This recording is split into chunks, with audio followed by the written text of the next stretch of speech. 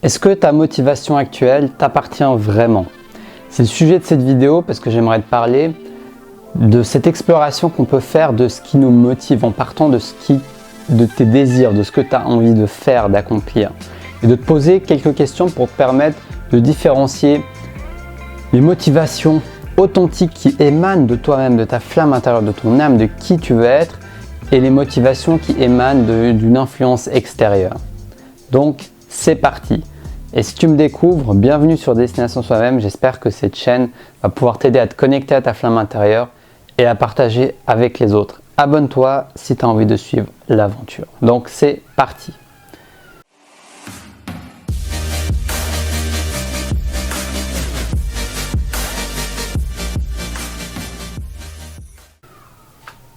Ça c'est clair qu'on a tous des motivations extérieures et des motivations intérieures. Et pour moi, plus on va dans un espace de connexion avec soi-même, plus on se libère de nos entraves, de tout ce qui nous bloque à être soi-même, à être nous-mêmes. Et plus on va réussir à mettre de la brillance, de la valeur dans nos motivations intérieures plutôt que celles de l'extérieur. On va pouvoir s'identifier, s'aligner à quelque chose qui se trouve à l'intérieur de nous déjà, plutôt que de réagir à des choses et des événements, des stimulus, des personnes, des conseils qui émanent de l'extérieur. Parce que même si des choses de l'extérieur peuvent être très utiles, si elles nous font oublier de regarder à l'intérieur, ça peut être un grand piège et t'éloigner de tes objectifs, de ton alignement et de ce que tu veux vraiment, de ce qui compte vraiment pour toi. C'est pour ça que j'aime bien me poser parfois quelques questions qui me permettent de plus facilement faire cette distinction entre motivation intérieure et motivation extérieure. Déjà, la première question que je me dis, c'est ok, je vais déjà enlever tous les paramètres extérieurs qui peuvent me motiver à faire quelque chose. Donc je me pose cette question.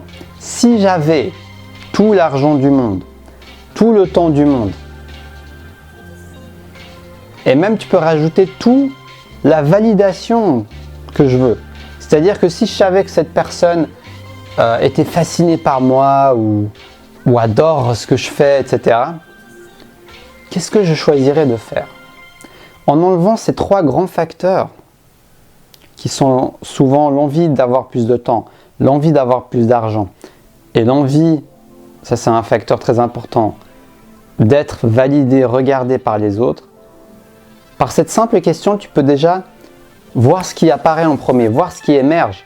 Et ça va être déjà un très bon indice de quelque chose qui est authentique à toi-même, qui est cohérent avec toi-même et il y a de grandes chances que ça soit dénudé de motivation et d'influence extérieure. Donc ça va déjà te permettre de un peu faire le tri. Et voilà, c'est aussi assez intuitif comme processus. De vraiment te poser ce genre de questions et de découvrir par toi-même ce qui te fait vibrer. Et également une exploration de ta psychologie, de ton passé va t'aider dans cet objectif de te connecter à toi-même et d'aller vers ta mission de vie. Parce que si tu découvres que dans ton passé, tu as eu un moment marquant dans lequel ton père, ta mère ne t'a pas validé, ne t'a pas donné un de tes besoins et que ça t'a marqué, tu vas te rendre compte que tu fais que réagir face à cet événement traumatique. Donc ton comportement actuel et tes choix actuels sont en réaction face à cet événement initial qui t'a marqué. Donc le fait de faire un travail intérieur, de libération, de prise de conscience de tes émotions perturbatrices va également grandement t'aider à te connecter vraiment à ce qui est important pour toi. Parce que c'est de cette manière que tu vas pouvoir passer de réactif à actif. Et puis d'actif à proactif rêveur. Donc voilà, c'est ça que c'est un point qui est important, qui mérite qu'on y passe du temps. Parce qu'il a une grande influence sur ton bien-être, sur ton ancrage, sur tes relations avec les autres, sur ton succès professionnel et ton bonheur de manière générale. Si tu ne prends pas conscience des gros événements qui t'ont marqué, eh ben, ta vie sera beaucoup une vie en réaction. Tu ne seras jamais vraiment maître de tes choix et maître de ta destinée, entre guillemets.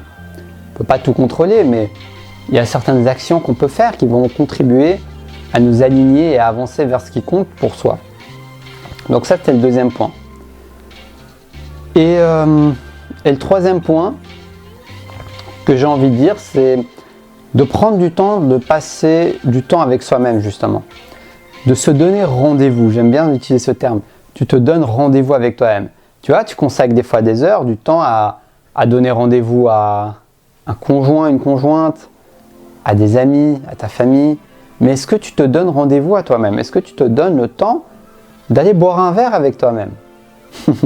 De passer du temps avec toi-même? D'apprendre à t'écouter?